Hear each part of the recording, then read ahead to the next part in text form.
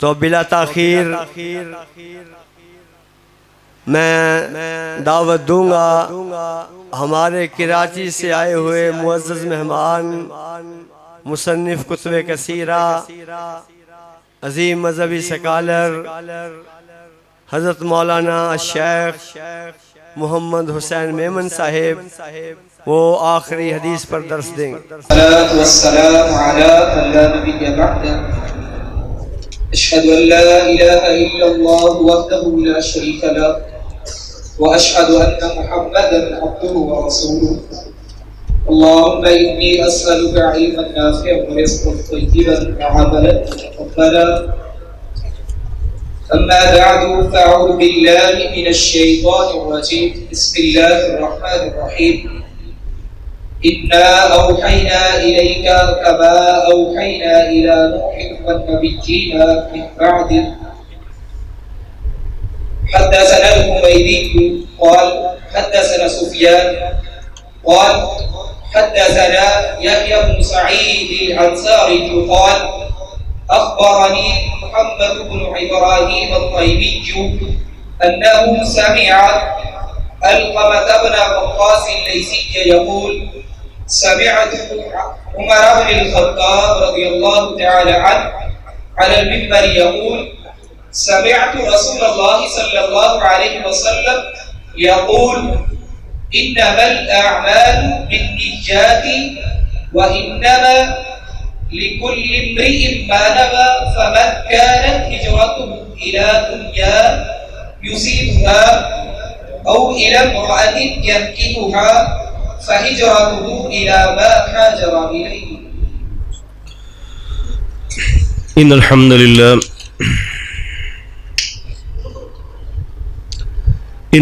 لله نحمده ونستعينه ونستغفره ونعوذ بالله من شرور أنفسنا ومن سيئات أعمالنا من يهده الله فلا مضل له ومن يضلل فلا هادي له وأشهد أن لا إله إلا الله وحده لا شريك له وأشهد أن محمدا عبده ورسوله أما بعد فأعوذ بالله السميع العليم من الشيطان الرجيم من همزه ونفخه ونفثه وآخرين منهم لما يلحق بهم وهو العزيز الحكيم رب اشرح لي صدري ويسر لي أمري واحلل عقدة من لساني يفقهوا قولي اللهم صل وسلم على نبينا محمد اللهم صل وسلم على نبينا محمد۔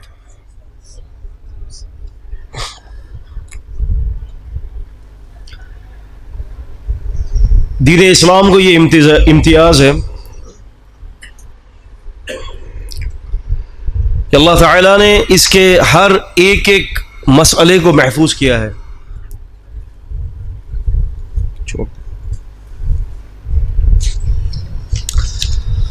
اللہ تعالیٰ نے اس کے ہر ایک مسئلے کو محفوظ کیا ہے۔ سابقہ امتوں کے اندر جو انبیاء علیہ السلام مبعوث ہوئے، ان نبیوں پر جو کچھ اتارا گیا اس کی حفاظت کی ذمہ داری اللہ نے نہیں لی تھی۔ ان کی حفاظت کی ذمہ داری وقت کے علماء پر تھی۔ بما استحفظوا من کتاب اللہ، وقت کے علماء ٹھیک ہیں تو کتاب ٹھیک رہے گی۔ وقت کے علماء اس میں تحریف کا شکار کریں گے، کتاب تحریف سے دوچار ہو جائے گی۔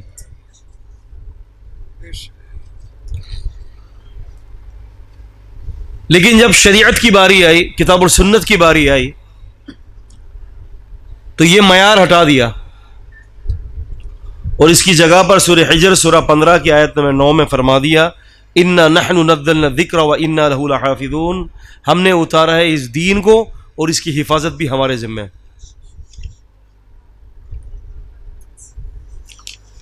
حفاظت پھر اللہ نے کی، دین نازل کیا اللہ تعالیٰ نے، اور پھر اس دین کی حفاظت بھی پھر اللہ ہی نے کی ہے. تو یہی وجہ ہے کہ قرآن مجید کو بھی 1450 سال ہو گئے اور پیغمبر علیہ الصلوۃ والسلام کی فرامین اور احادیث کو بھی 1450 سال تقریباً ہو گئے ہیں، لیکن اس کے باوجود بھی آج یہ اپنی اصلی حالت کے اندر ہمارے سامنے موجود ہے.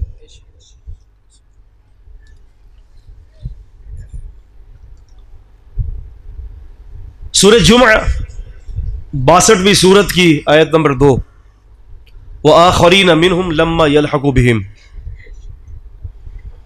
وآخرین منہم، اور دوسرے جو ان میں سے، لما یلحقوا بہم، جو ان میں ملحق نہیں ہے لیکن وہ بھی آخرت میں جا کے انہی سے ملیں گے.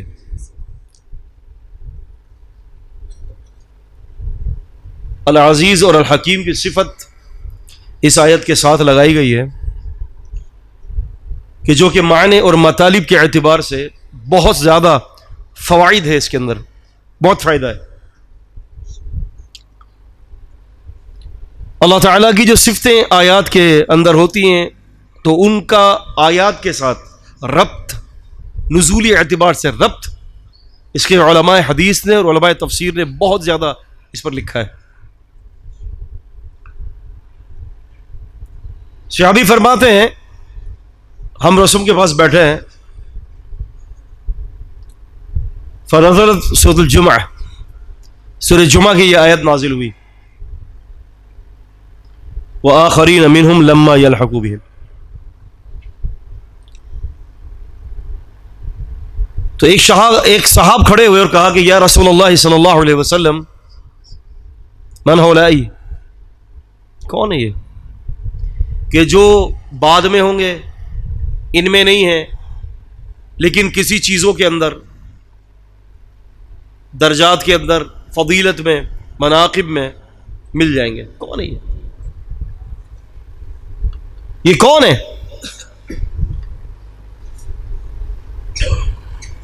صحابی رسول فرماتے ہیں، امام مسلم رحمہ اللہ نے اپنی صحیح کے اندر ذکر کیا ہے، صحیح مسلم کے اندر یہ حدیث موجود ہے بطریق قتیبہ کے، غیث کے، ابو ثور کے. تو فرماتے ہیں کہ وہاں پر سلمان فارسی رضی اللہ تعالیٰ عنہ بیٹھے تھے. جو فارس کے ہیں، اور فارس کے لوگ اکثریت جو ہے آج بھی وہاں کچھ ایسے لوگ ملتے ہیں کہ جو آگ کی پرستش کرتے ہیں، مجوسی.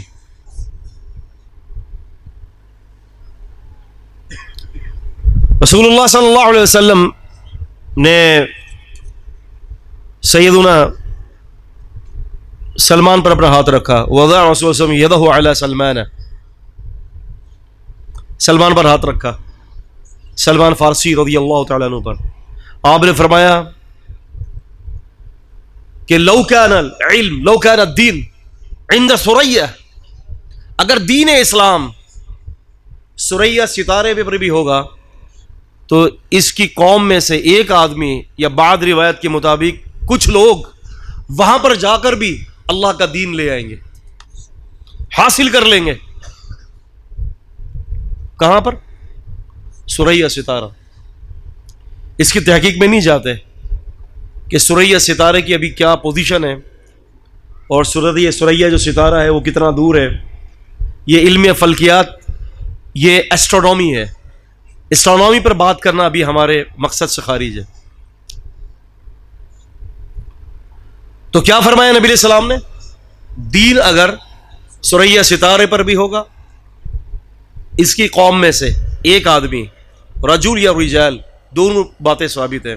اور آپ اس بات کو بخوبی جانتے ہیں کہ الفاظ کا اختلاف جو ہے وہ فی نفسی حدیث پر اثر انداز نہیں ہوتا جبکہ وہ حدیث صحیح ہو. اور دوسرا معنی یہ ہوتا ہے کہ اس کے مطالب اور معنی کے اندر وسعت ہوتی ہے. پہلے میں رجل کر دیا، اختلاف ہو سکتا ہے کہ من ہوا ہے، فہم تو شباب نہ فہم تھا، اور رجال کر کے مسئلہ نبی پاک نے ختم کر دیا، ختم. ایک کے پیچھے نہ جاؤ, اللہ بہت سارے لوگوں کو اس پہ پیدا کر سکتا ہے. لیکن محمد بن اسماعیل البخاری رحمہ اللہ, ان کے جد امجد فارسی تھے, مجوسی تھے. اللہ رب العزت نے ان کے سلسلے میں امام بخاری کو پیدا کیا, اور امام بخاری رحمت اللہ علیہ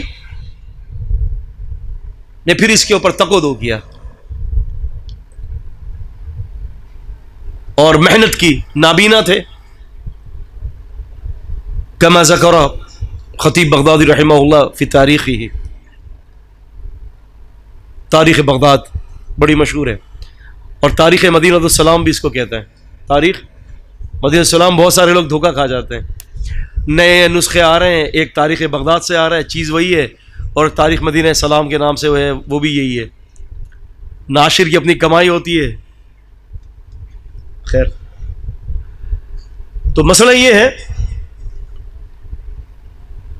کہ امام بخاری رحمۃ اللہ علیہ, خطیب بغدادی نے بھی ذکر کیا ہے, اور حافظ ابن حجر کی جو فتح الباری ہے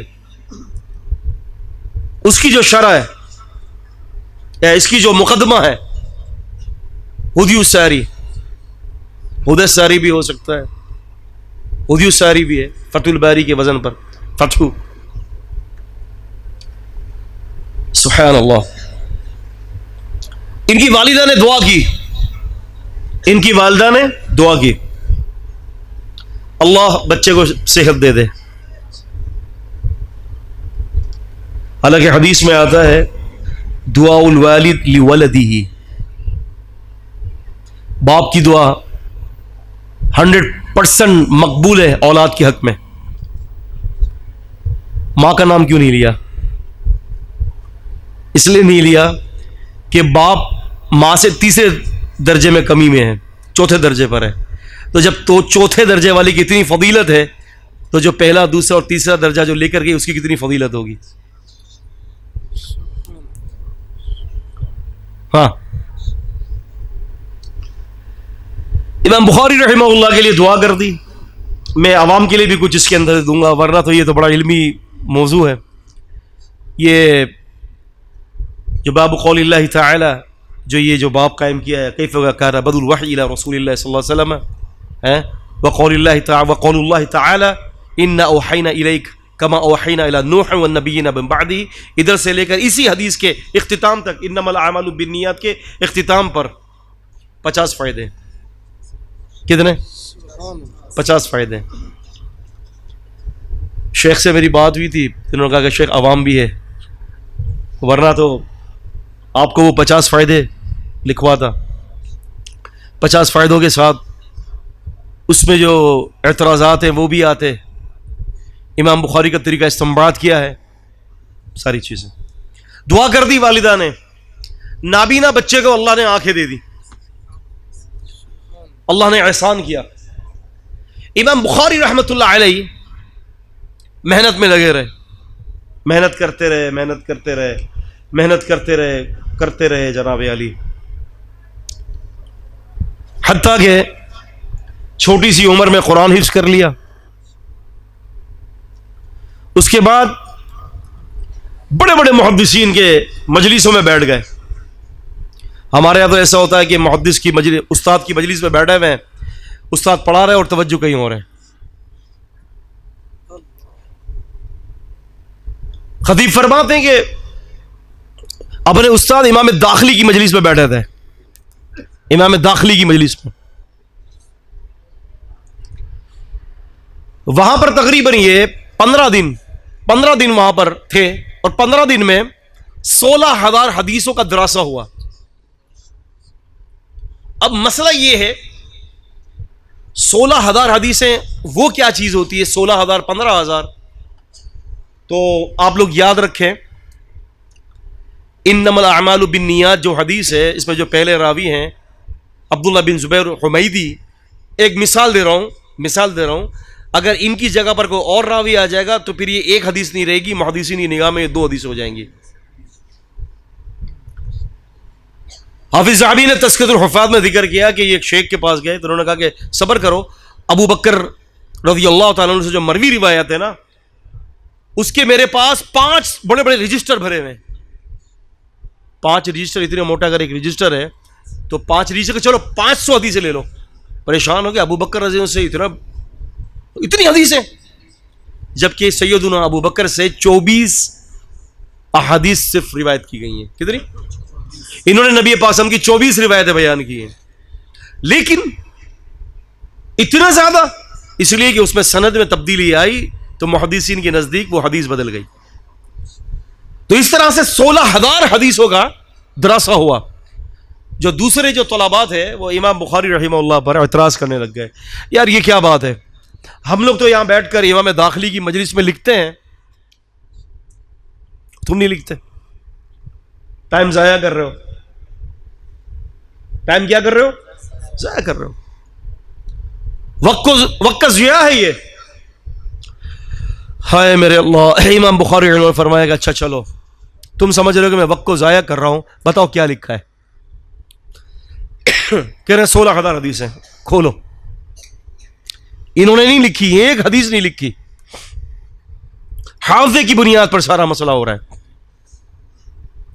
حافظ صاحب فرماتے ہیں ان لوگوں نے ان حدیثوں کو کھولا، امام بخاری کو سناتے گئے، امام بخاری ان کو سناتے رہے، اور انہوں نے اپنے لکھے ہوئی کی تصحیح امام بخاری کے حافظے پر کی. ساری حدیثیں یاد تھی، ساری حدیثیں. اللہ اکبر.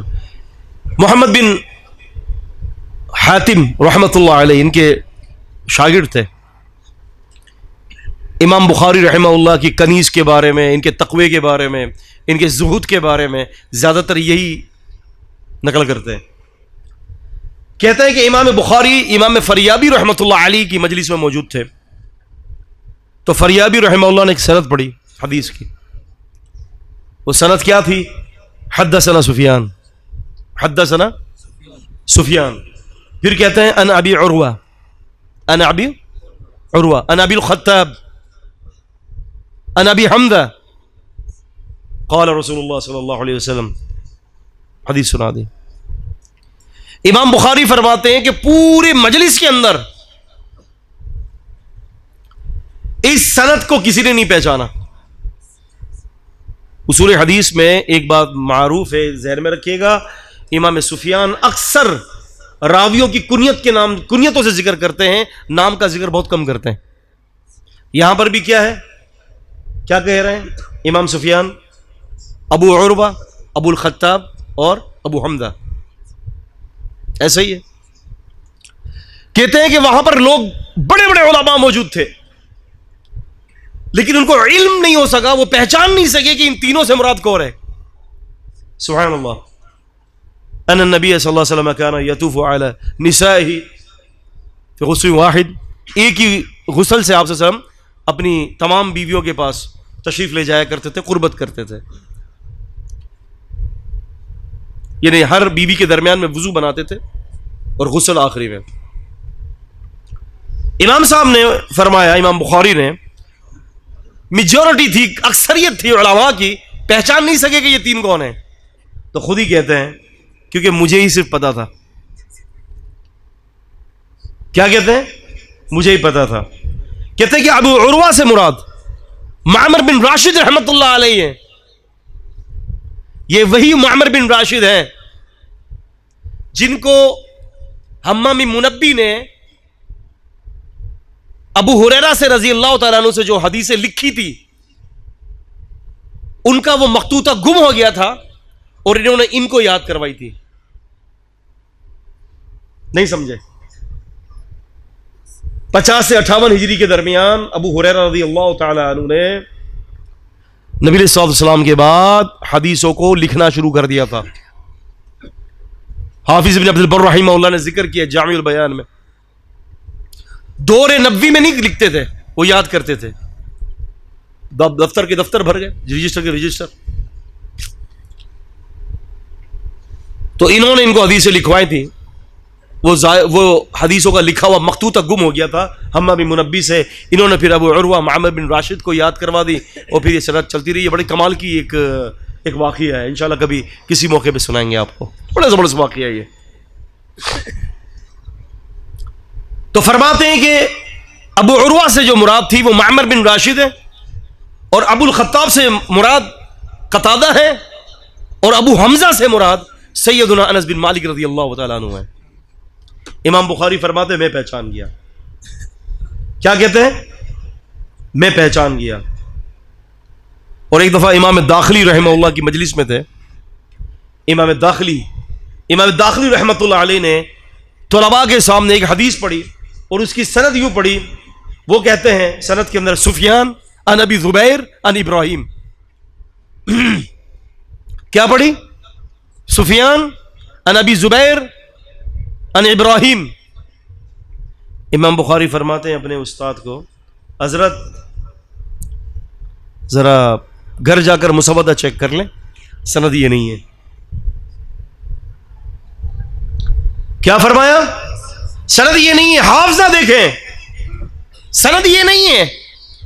گھر جا کر چیک کرتے ہیں اور واپس آتے ہیں, کہتے ہیں کہ بیٹے بتاؤ سند کیا ہے.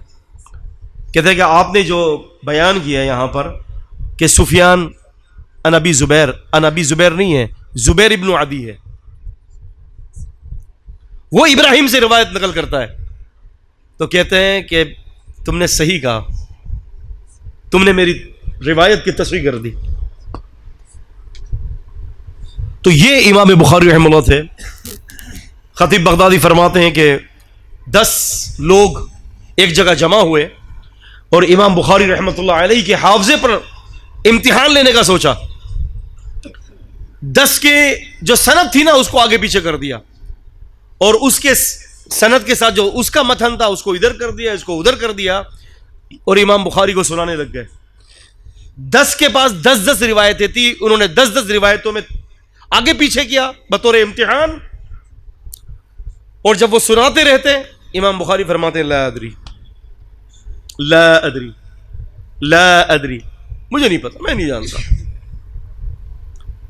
یہ کہتا مجھے نہیں پتا. اب جو کہتے ہیں نا کہ وہ بھانپنے والے لوگ وہ نہیں تھے, جو انہوں نے کہا کہ آتا پتا کچھ بھی نہیں ہے, خواہ بری مشہور ہے, آتا پتا کچھ بھی نہیں ہے.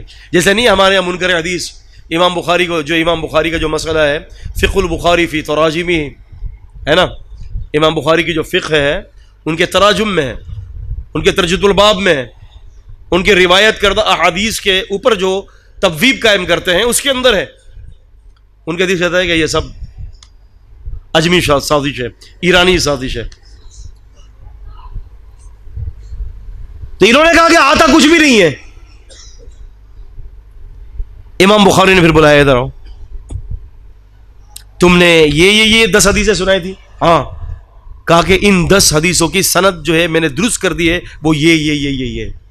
پھر دوسرے کو بلایا, پھر تیسرے کو بلایا, پھر چوتھے کو بلایا. 10 آدمیوں کی حدیث کو صحیح کر دیا, اور 10 کے 10 لوگوں کی جو ہے وہ روایت کو صحیح کر دیا. مان گئے کہ امام بخاری جو ہے بہت بڑے مجتہد ہیں, اور امام بخاری کا حافظہ بڑا قوی ہے اور صاحب علم ہے. اصل مسئلہ جو ہوتا ہے وہ علل کا ہوتا ہے. کس کا ہوتا ہے؟ علل. تیسر المصطلح حدیث پڑھا ہوگا آپ لوگوں نے, اصول حدیث پڑھی ہے ہاں, اس کے اندر ایک مسئلہ علل ہے.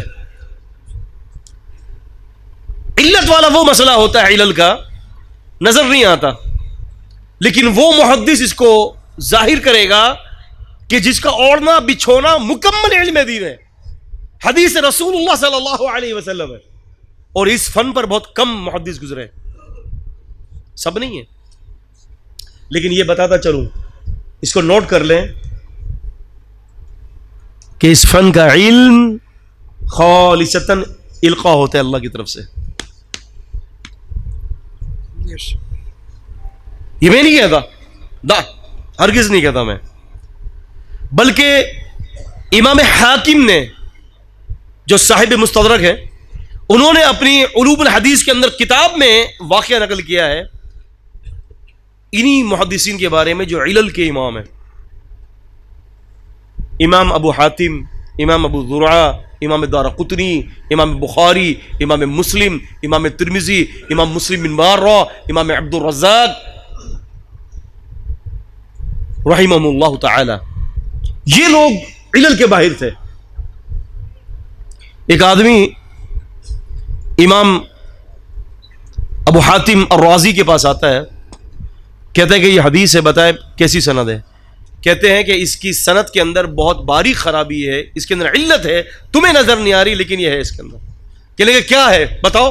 اس کا مطلب یہ ہے کہ یہ جو آپ، وہ کہتا ہے کہ یہ جو آپ علل کے مسئلے بیان کرتے ہیں یہ کیا ہے اس کی وقت؟ امام حاتم نے فرمایا اللہ کی طرف سے. کہتے ہیں کہ دلیل؟ پھر امام حاکم نے فرمایا، امام ابو حاتم نے فرمایا کہ یہ جو حدیث میں نے بیان کی ہے، تم ایک کام کرو، اس کو مسلم بن وارہ کے پاس لے کر جاؤ اور اس سے اس حدیث کے بارے میں پوچھو، وہ آپ کو علت بتائے گا. پھر اس کے جا کے بعد جو ہے ابو زرعہ کے پاس جاؤ، وہ بھی آپ کو علت بتائیں گے. ان کو آپس میں مت بتانا کہ انہوں نے کیا بتایا، اور پھر آخری میں میرے پاس آنا، پھر میں بتاؤں گا تو میچ کر لینا. ان کے پاس گیا، انہوں نے بتا دیا، ان کے پاس انہوں نے بتایا، انہوں نے بھی بتا دیا، ان کے پاس گئے تو انہوں نے بھی بتا دیا، پھر ان کے پاس آئے تو انہوں نے بھی بتا دیا. تو کہنے لگا میں گواہی دیتا ہوں کہ مسئلہ جو علل کا جو ہے یہ اللہ تعالیٰ آپ لوگوں کے اوپر القا کرتا ہے. اور اس میں سب سے ماہر امام بخاری رحمہ اللہ ہے. لیکن مسئلہ یہ ہے عزیزان قدر،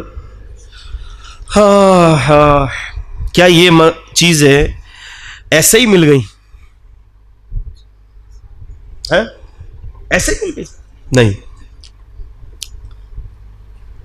تقوی، زہد، ورع، بن دیکھے اللہ سے ڈرنا، پیغمبر علیہ السلام کی اتباع اس قدر ہو، صرف ان کے لیے نہیں، انشاءاللہ ہمارے لیے بھی. ہاں، اصح الکتب بعد کتاب اللہ تعالی، اب کوئی نہیں لکھ سکتا، یہ معاملہ ان پر ختم، قیامت تک اب کوئی نہیں لکھ سکتا. جسے قرآن اپنی جگہ پر لا ریب، اسی طرح سے اصح الکتب بعد کتاب اللہ تعالی، یہ بھی یہ کتاب ہے، اس کے بعد آج تک کوئی مائیکل لال اصح الکتب بعد کتاب اللہ نہیں لکھ سکا. آپ سمجھ رہے ہیں؟ ہمارے مخالفین جو امام بخاری کو پسند نہیں کرتے، ان کی بھی مجبوری ہے کہ آخری جو سال کے جو ختم ہوتا ہے وہ اسی پر کرتے ہیں، بیچارے، مجبوری ہے، کیونکہ لوگ قبول نہیں کریں گے. آپ سمجھ رہے ہیں؟ تو امام بخاری رحمہ اللہ دراصل اتباع میں بہت زیادہ تھے. اور میں یہ بتاتا چلوں آپ کو کہ اگر آپ یہ چاہتے ہیں کہ حدیث کے فن کے امام بنے، اللہم اجعلنا منہم، لیکن وہذہ مہمہ، یہ ضروری ہے کیا؟ تقوی. التقوی ہا ہنا کما قال النبی صلی اللہ علیہ وسلم، تقوی یہاں ہوتا ہے، تقوی کی زندگی گزارے. امام بخاری رحمہ اللہ جب کسی حدیث کو پڑھنے کے بعد آگے نہیں بڑھتے تب تک، جب تک اس کے اوپر عمل نہ کر لیں. عمل سے بنتی ہے زندگی بھی اور جنت بھی اور جہنم بھی. یہ خاکی اپنی فطرت میں نہ نوری ہے نہ ناری ہے. امام بخاری کو جس کھاتے ہیں تو بسا اوقات اس کھانے پر بھی وہ حدیث تلاش کرتے ہیں، رسول صلی اللہ علیہ وسلم نے اس کو کیسے کھایا. لیٹنے کی پوزیشن کرتے ہیں تو کہتے ہیں کہ حدیث ہونی چاہیے. امام بخاری فرماتے ہیں میں نے جب سے اللہ رب العالمین کے کلام میں یہ پڑھا ہے کہ غیبت حرام ہے، سورہ حجرات، کہتے ہیں کہ اس دن کے بعد سے لے کر آج تک کسی بندے کی میں نے غیبت نہیں کی، اور میں اللہ سے امید رکھتا ہوں کہ مرنے کے بعد میرا رب غیبت کے بارے میں مجھ سے نہیں پوچھے گا. اور ہم تو غیبت کے امام ہیں، حدیث کے تو امام ہو نہیں سکے، غیبت کے امام ہیں. جہاں ہم تین بیٹھیں گے تو چوتھے کی مصیبت. پہلے یہ خصلت خواتین میں تھی، ابھی ہمارے اندر بھی آ گئی، اور خصوصاً ہماری فیلڈ کے لوگ.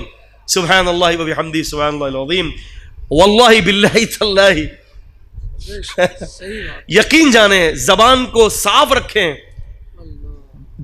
پوشیدہ گناہوں سے بچیں، پوشیدہ گناہ، تنہائی کے گناہ، اور اللہ سے مانگتے رہیں اللہ سے. امام بخاری نے بہت مانگا ہے اللہ سے، بہت مانگا ہے، بہت ہی زیادہ مانگا ہے، اللہ نے نواز دیا. تقوی کی بنیاد پر اس سفر کا آغاز ہے آپ کا. اس کو اوپر لے جانا ہے، اگر چاہتے ہیں کہ اوپر جائیں، واللہ تقوی کی بنیاد ہونی چاہیے. انما الاعمال بالنیت کیف کان بدء الوحی الی رسول اللہ صلی اللہ علیہ وسلم. کیف کان بدء، کہ کیسے وحی کی ابتدا ہوئی. دراصل امام بخاری لفظ بدء سے وحی کی ابتدا پر بات نہیں کر رہے، وحی کی تاریخ پر بات کر رہے ہیں. ہاں، بدء الحیض، حیض کی ابتدا، حیض کی ابتدا پہ بات نہیں کر رہے، حیض کی تاریخ پر بات کر رہے ہیں کہ پہلی عورت اما حوا، اللہ نے ان کی قسمت میں حیض لکھ لیا تو اللہ کے نبی نے فرمایا اما عائشہ کو، عائشہ اللہ نے جو ہے وہ آدم کی ساری بیٹیوں کی قسمت میں جو ہے یہ حیض لکھ دیا ہے. آپ سمجھ رہے ہیں؟ تو پہلا باب کتاب الوحی ہے. ہر محدثین کا کتاب کو ابتدا کرنے میں اس کا اپنا الگ منہج ہے. امام بخاری رحمہ اللہ کے علاوہ اگر آپ دیکھیں امام مسلم نے کتاب کی ابتدا کی ہے کتاب ایمان سے، کتاب الایمان سے.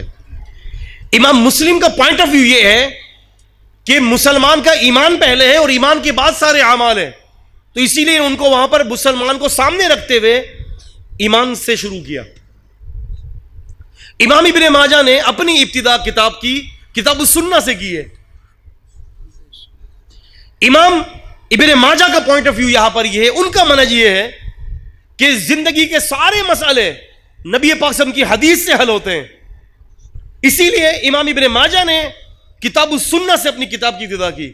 امام دارمی فرمایا کرتے تھے نا کہ دین اسلام یہ ہار کے مانند ہے. کیا فرماتے؟ دین اسلام یہ ہار کے مانند ہے اور اس کے اندر موتیاں پیغمبر علیہ السلام کی حدیث ہے. اگر موتیاں ہٹا دو تو پھر کیا رہا؟ اسی طرح سے امام ابو داؤد، امام ترمذی، امام نسائی، ان لوگوں نے کہاں سے ابتدا کی؟ طہارہ سے.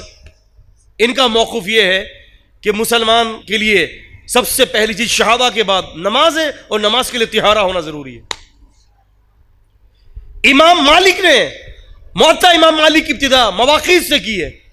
مواقیت الصلاۃ، نماز کی اوقات میں ان کا منہج یہاں پر یہ ہے، وہ یہ کہتے ہیں کہ شہادہ کے بعد نماز ضروری ہے اور نماز اس وقت تک قائم نہیں ہوگی جب تک کہ اس کا وقت نہیں آ جائے گا. اسی لیے انہوں نے نماز کی اوقات پر جو ہے اپنی کتاب کی ابتدا کی ہے.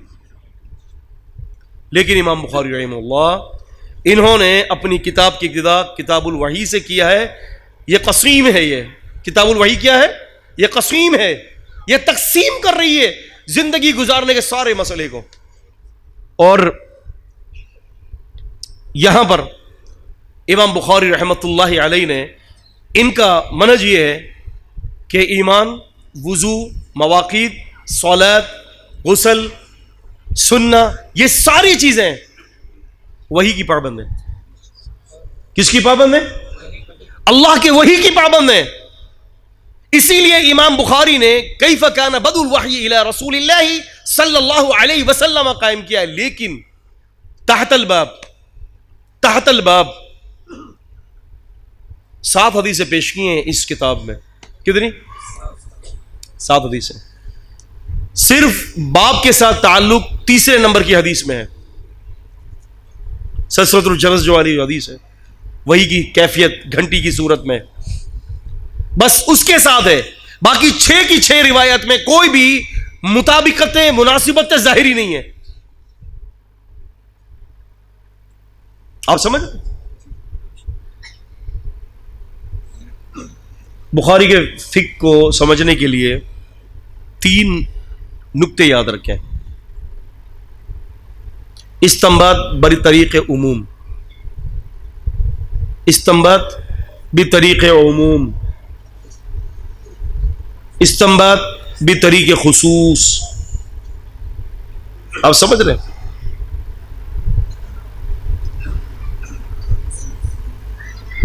اور اس خصوص کے اندر بھی 3 درجے ہیں، اس کے بھی 3 درجے ہیں، ظاہری، باطنی اور اس کے علاوہ جو ہے اجتہادی کیفیت پر.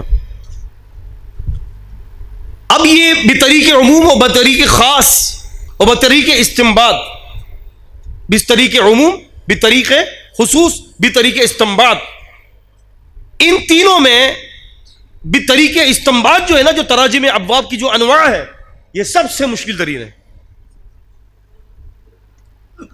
میرا موضوع کل کے میرے خطاب کا امام بخاری کے تراجم ابواب پر ہے، اس کی انواع پر بحث ہے.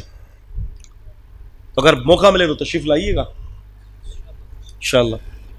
ساتھی اس کو جو ہے وہ آئیں گے انشاءاللہ. وہاں پر کس جگہ پر ہے کل کا؟ شام کو. یہ پوری تفصیل ہوگی وہاں پر. میرے پاس 1-1.5 گھنٹہ جو بھی ہوگا صرف ترجمۃ الابواب کی مناسبت اور اس کی انواع پر بحث ہوگی، خالصتاً اسی پر بحث ہوگی. میں نے ان سے کہا تھا کہ مجھے عام عوام کا خیال رکھنا ہے کہ نہیں رکھنا. انہوں نے کہا بالکل نہیں رکھنا. علماء ہوں گے مجلس میں، وہی آپ کے ساری اس نکات کو لکھیں گے.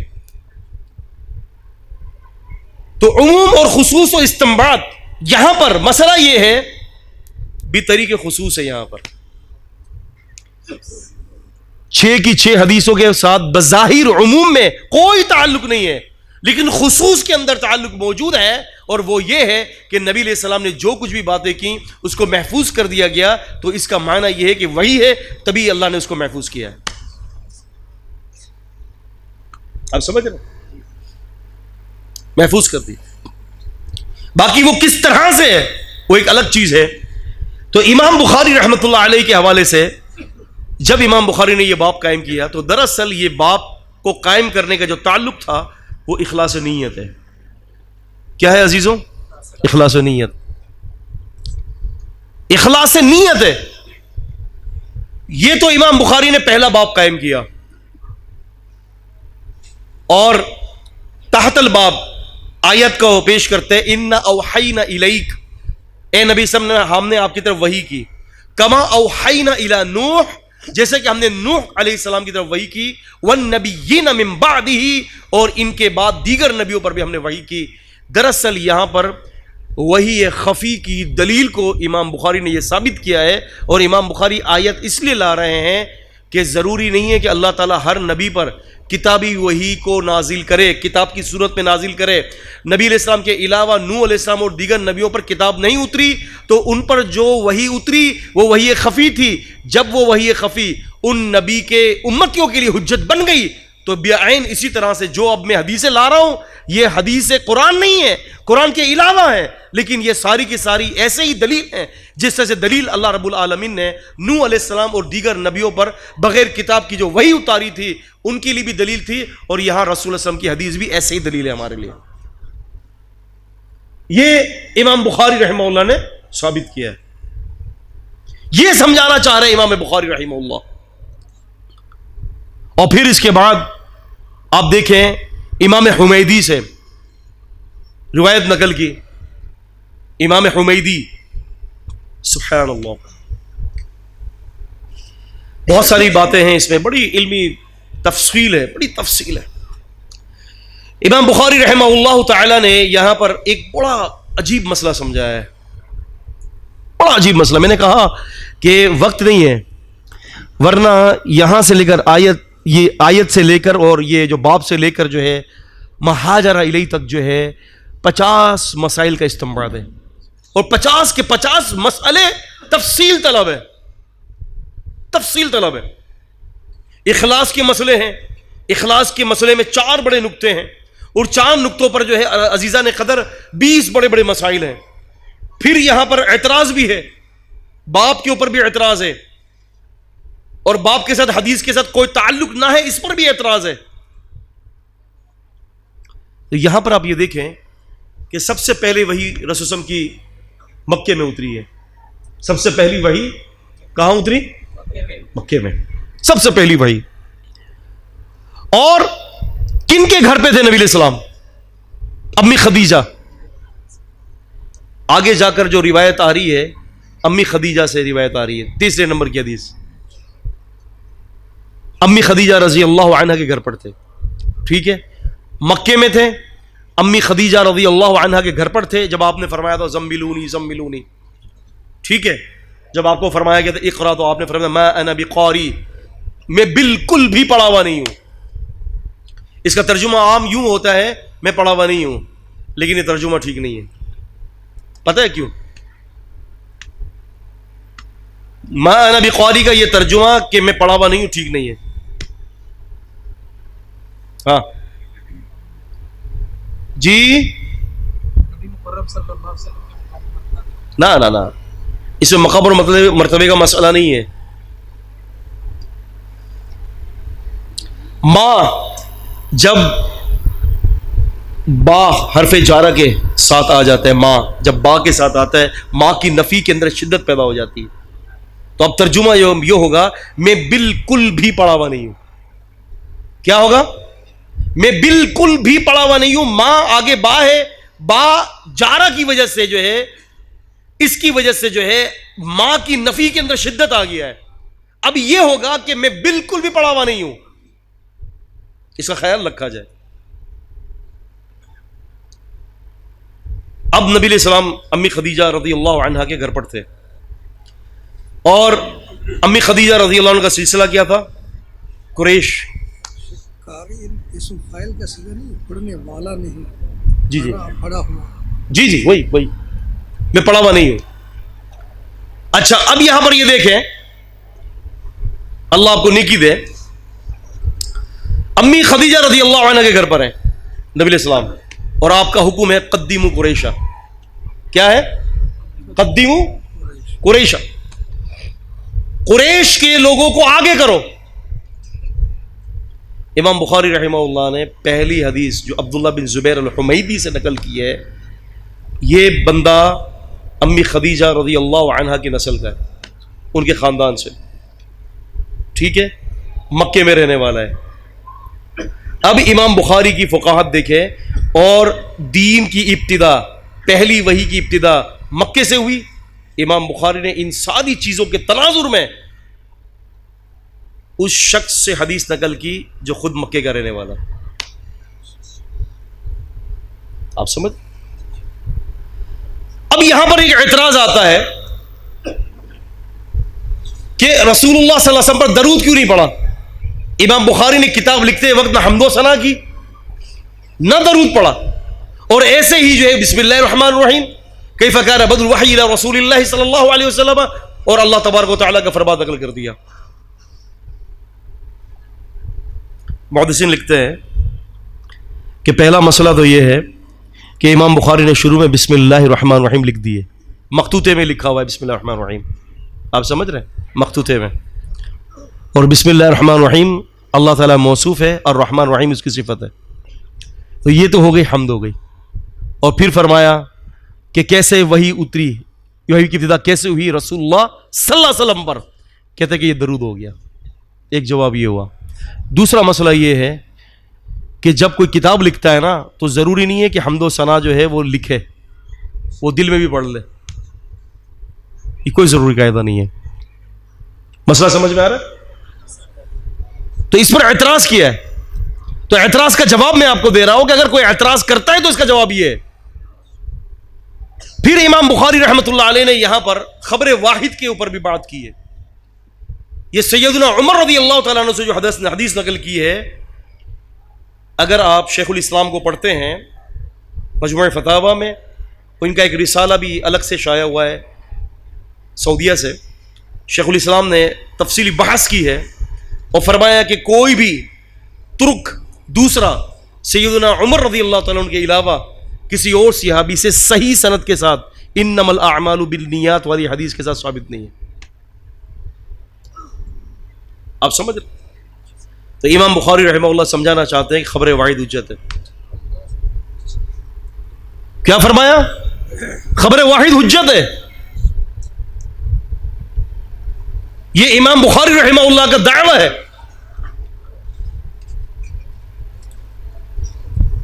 پھر اس کے بعد امام بخاری نے انما الاعمال بالنیات کا نقل کیا. اعمالوں کا دار و مدار کیا ہے؟ نیتوں پر. اب مسئلہ یہ ہے کہ حدیث کا تعلق باب سے کیا ہے؟ حدیث کا تعلق باب سے کیا ہے؟ دراصل اس کے اندر 4 بڑے بڑے مسئلے ہیں. آپ کو جو بیان کرنا ہے وہ یہ ہے کہ امام بخاری رحمہ اللہ کا قصد یہ ہے حدیث پڑھتے وقت اپنی نیت کو درست کر لو، جس طرح سے اللہ نے فرمایا ذالک الکتاب لا ریب فیہ، یہ وہ کتاب ہے کہ جس کے اندر کوئی شک نہیں ہے. معنی یہ ہے کہ کتاب پڑھنے والا، قرآن پڑھنے والا اپنی نیت کو ٹھیک پڑھ لے کہ یہ ایسی کتاب پڑھ رہا ہے جس میں کوئی شک نہیں ہے. امام بخاری نے بھی کہا کہ میں بھی کتاب کی ابتدا اس لیے کر رہا ہوں اور پہلی حدیث یہی لا رہا ہوں کہ اعمالوں کو دار و مدار نیت پر ہے. پڑھنے والا قاری اپنی نیت کو درست کر لے. وجہ یہ ہے کہ جب بندہ کوئی مسلمان ہوتا ہے، کلمہ پڑھتا ہے، شہادہ دیتا ہے، اس کے اعمال کی ابتدا ہو جاتی ہے. اس کے اعمال کی ابتدا ہو جاتی ہے. تو اخلاص کے ساتھ اگر مسلمان ہوگا تو یہ اسلام اس کو فائدہ دے گا. اسی لیے آخری کی جو حدیث امام بخاری نے کتاب التوحید میں جو آخری کی جو حدیث انہوں نے نقل کی ہے، اور باب اعوذ باللہ من باب قول اللہ تعالی ونضع الموازین القسط لیوم القیامہ وان اعمال بنی آدم وقولهم یوزن، کہ قیامت کے دن ترازو قائم ہوگا. پہلی حدیث انما الاعمال بالنیات، اعمالوں کا دار و مدار نیت پر ہے. اور آخری کی حدیث کون سی ہے؟ ترازو کے قائم ہونے پر. ان دونوں کے درمیان امام بخاری نے کتاب الایمان کو ذکر کیا ہے. آپ مسلمان ہو گئے، آپ وحی پر ایمان لے آئے، آپ اخلاص نیت کے ساتھ ہو. اب اخلاص نیت کے بعد اب آپ اپنا ایمان درست کریں. ایمان کا کتاب الوحی کے ساتھ ربط، اور یہ بھی بتا دیا کہ ایمان درست وحی کے ذریعے ہوگا. ایمان درست جو ہے وہ وحی کے ذریعے ہوگا، کہانی اور قصوں سے نہیں ہوگا. آپ سمجھ رہے؟ امام بلخینی رحمہ اللہ نے ایک کتاب لکھی ہے، اور اس کتاب کا جو لب لباب ہے امام بخاری رحمہ اللہ کے صحیح بخاری پر انہوں نے لکھی ہے. انہوں نے ہر حدیث کا تعلق پچھلی حدیث کے ساتھ پیش کیا ہے. آپ کو پتہ ہے ہر حدیث کا تعلق پچھلی حدیث کے ساتھ. ہم نے یہ تو سنا تھا کہ ہر آیت کا تعلق پچھلی آیت کے ساتھ ہے.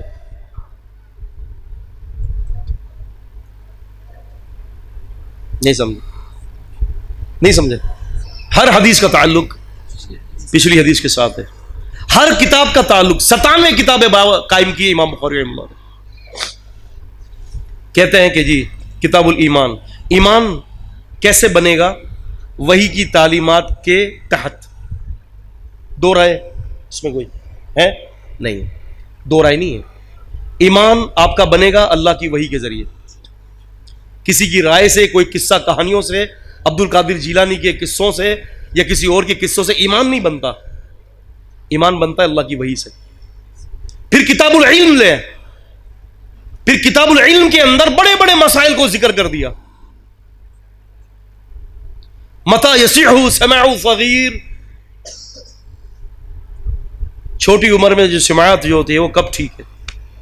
تحت الباب محمود بن عبی رضی اللہ تعالیٰ عنہ کا واقعہ نقل کیا، اور سب نے پانی بھرا اور ان کے منہ پر آپ سے سب نے چھینٹے مارے اپنے منہ مبارک سے، جس کو ہم کہتے ہیں کلی کرنا. مسئلہ بتایا، ثابت کیا. 5 سال کے تھے سیدنا محمود رضی اللہ تعالیٰ عنہ. کتنے سال کے تھے؟ 5 سال کے. ترجمۃ الباب میں امام بخاری سے کیا مقصد ہے؟ بعض لوگ یہ کہتے ہیں کہ امام بخاری نے 5 سال کا تعین کر لیا، یہ نکل رہا ہے شیخ باپ، لیکن ایسا نہیں ہے. امام بخاری نے تعین نہیں کیا. امام بخاری سمجھا یہ رہے ہیں کہ جب ادائیگی اور حفظ اور تمیز کسی بچے کے اندر آ جائے تو وہ حدیث بیان کرے گا تو قبول ہے. سیدنا حسین رضی اللہ تعالیٰ عنہ کی پھر دلیل لاتے ہیں آگے. سیدنا حسین رضی اللہ تعالیٰ عنہ صدقے کی کھجور منہ میں ڈال لی. نبی پاک صلی اللہ علیہ وسلم کو پتہ چلا، آپ نے کہا کخ کخ یا کخ کخ دونوں ٹھیک ہے، نکال، تھو کرو. اور حدیث میں آتا ہے کہ اس وقت وہ دودھ پیتے ہوئے بچے تھے. کیا تھے؟ دودھ پیتے ہوئے بچے تھے. اور اس حدیث کو روایت یہ خود کر رہے ہیں. کیا کر رہے ہیں؟ پتہ چلا 2 سال کا بچہ اگر تمیز کر سکتا ہے، مفہوم کو یاد کر سکتا ہے، تو اس کی روایت بھی رد نہیں کی جائے گی. آپ سمجھ؟ باپ سے یہ امام بخاری سمجھا رہے ہیں. یہ میں نہیں کہتا. جائیے پڑھیے تراجم ابواب کی جو اقسام پر جو مباحثات ہیں ان کتابوں کو پڑھیے. ضیاء الساری دیکھیں، عبداللہ بن سالم البصری رحمہ اللہ کی، جا کے ضیاء الساری کا مطالعہ کریں، علامہ الدراری کا مطالعہ کریں. جائیے لب اللباب فی تراجم الابواب دیکھیں عبدالحق ہاشمی رحمہ اللہ کی، آپ کو مسئلہ پتہ چلے گا. پھر اس کے بعد آگے چلتے چلتے چلتے چلتے امام بخاری رحمہ اللہ نے کتاب المناقب بھی لائے. کیا لائے؟ سمجھانا چاہ رہے ہیں کہ دیکھو دین جو ہے نا صحابہ سے آیا ہے. ان کو اگر تم نے جو ہے نا چھوڑ دیا یا ان کے اوپر شک کرو گے تو اللہ کی قسم تم جبریل امین پر بھی شک کرو گے. جبریل امین پر بھی شک کرو گے. اسی لیے امام بخاری نے کتاب مناقب کے اندر بتا دیا کہ یہ دین ان سے مروی ہے، صحابہ سے. ان صحابہ کو ماننا پڑے گا تمہیں، ان کی عدالت کو ماننا پڑے گا. اگر ان کے ساتھ بدتمیزی کی یا ان کی شان میں گستاخی کی یا ان کی روایت کو چھوڑ دیا تو دین گر جائے گا. واقعہ یاد آتا ہے، بڑا فائدہ دے گا آپ کو.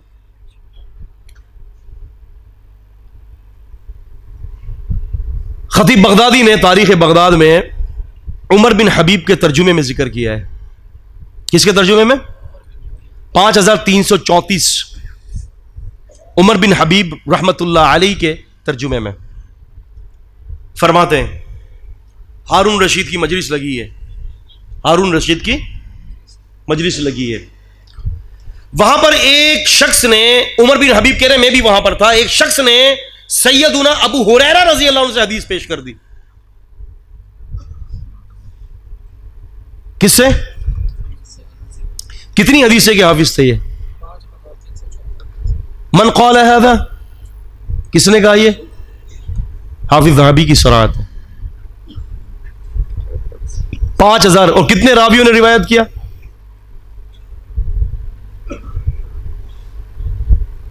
800. کتنے؟ 800 راویوں نے، 800 راویوں نے روایت کیا ہے. محدث عبد الرحمن مبارک پوری رحمہ اللہ فرماتے ہیں 800 راویوں نے روایت کیا ہے. زیادہ بھی ہو سکتے ہیں. ہاں جی، کیا کہہ رہا تھا میں؟ عمر بن حبیب کی مجلس میں کسی نے سیدنا ابو ہریرہ رضی اللہ عنہ سے حدیث نقل کر دی تو مجلس میں ایک بندہ اٹھا، کہا کہ اس سے روایت نقل نہ کرو، وہ غیر فقیہ تھا. کیا تھا وہ؟ غیر فقیہ. غیر فقیہ کا مطلب اس کو اس دین کی سمجھ نہیں تھی. فقیہ کی الٹ صفی، بے وقوف. استغفر اللہ العظیم. نقل کفر کفر نہ باشد.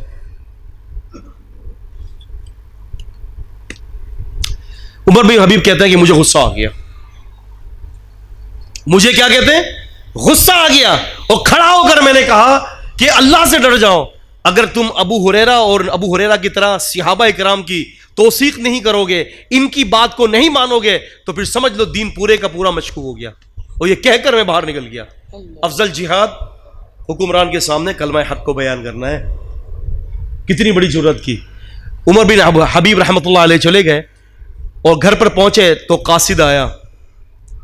ہارون رشید کہا کہ گھر پہ آ کے کہتا کہ چلو. ہارون رشید بلا رہے ہیں اور اپنا کفن بھی لے لو اور کفن پر لگانے کی خوشبو بھی لے لو، بس تمہارا اینڈ ہے. کیا کہا؟ تمہارا اختتام.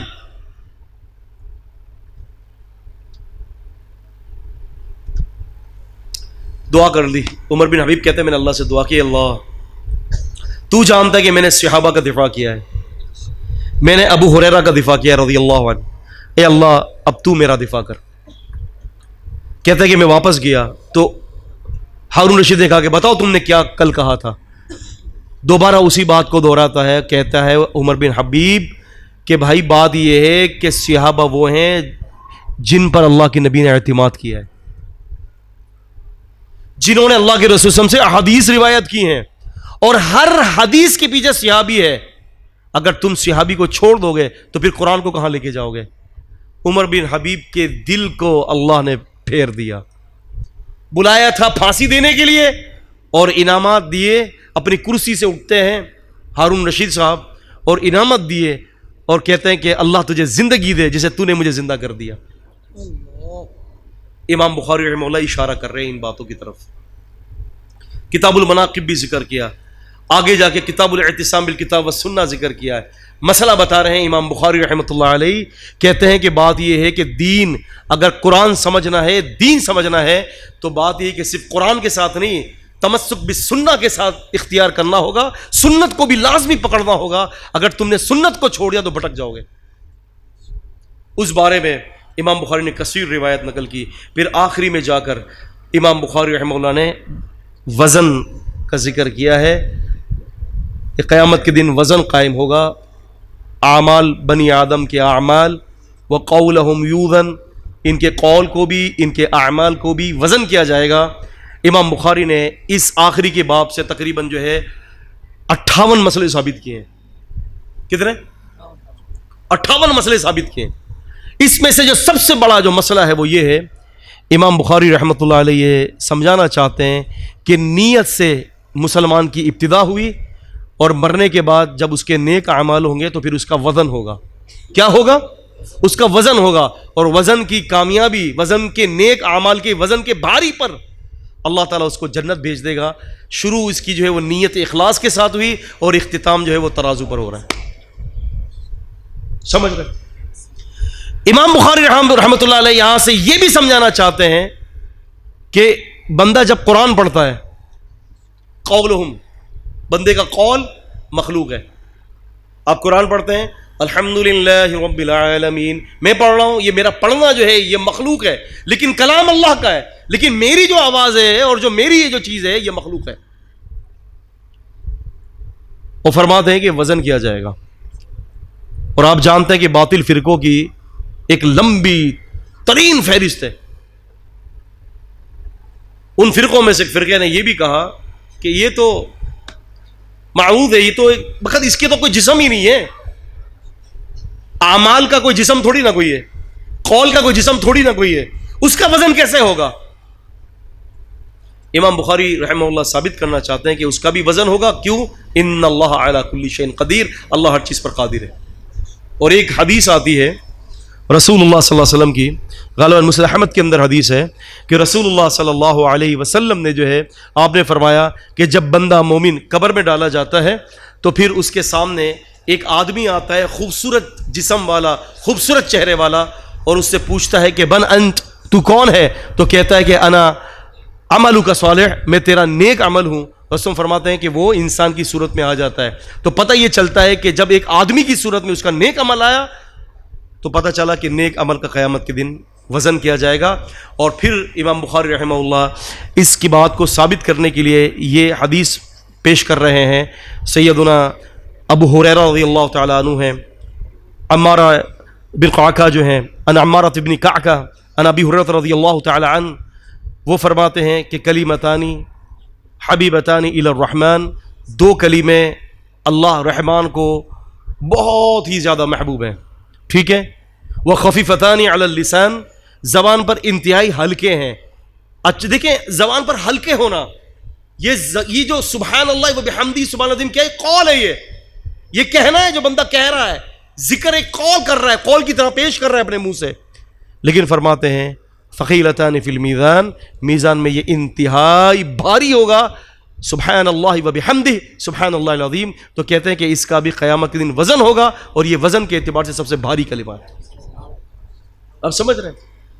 تو یہ امام بخاری رحمہ اللہ کا اسلوب کہ پہلی حدیث کو اخلاص کے ساتھ ذکر کیا اور دوسری حدیث کو امام بخاری رحمہ اللہ نے ترازو پر پیش کر کے یہ ثابت کر دیا کہ انسان کی ابتدا اسلام لانے کے لیے اس کے اخلاص نیت کے ساتھ ہے، پھر وہ وحی کا پابند ہے، پھر وہ احکام باری تعالیٰ کا پابند ہے، وہ سنت کا پابند ہے، اور اگر اسی اخلاص کے ساتھ کرتا رہے گا تو اصل چیز اس کی توحید ہے۔ من کان آخر کلامہ لا الہ الا اللہ دخل الجنہ، آخری کلمہ لا الہ الا اللہ ہوگا۔ تو اسی حدیث کے پیش نظر امام بخاری نے آخری کلمہ توحید پر آخری کتاب قائم کی ہے۔ تو یہ چند باتیں تھیں جو میں نے آپ کے سامنے رکھی ہیں، باقی تو وقت اور بہت زیادہ اور بھی ہو سکتا ہے، اور بہت زیادہ اس کے اندر نکات ہیں، لیکن اس کو سمجھ لیں کہ امام بخاری کی بسا اوقات باب کچھ اور ہوتا ہے، حدیث کچھ اور ہوتی ہے، تو اس پر انشاءاللہ تعالی ہم کل بات کریں گے۔ کل کی مجلس میں اللہ تعالی مجھے اور آپ کو کتاب اور سنت کا فہم دے، سمجھنے کی توفیق عطا فرمائے۔ اقول قولی ھذا استغفر اللہ لی ولکم ولسائر المسلمین۔ السلام علیکم ورحمۃ اللہ وبرکاتہ۔